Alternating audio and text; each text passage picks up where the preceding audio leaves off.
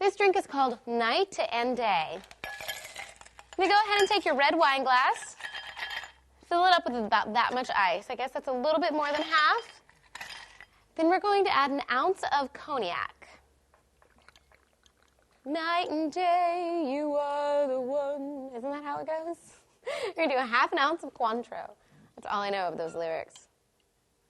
Lucky for you, right? And now we're going to do like a half an ounce of Campari. Campari is a grapefruit liqueur. It's actually really tasty. People who like Campari like Campari. Now, so far, that's what you got, right? Ice, cognac, Cointreau, and Campari. It's a nice grapefruity, citrusy, orangey cocktail. Take your champagne and fill up your wine glass. That is what your night and day looks like.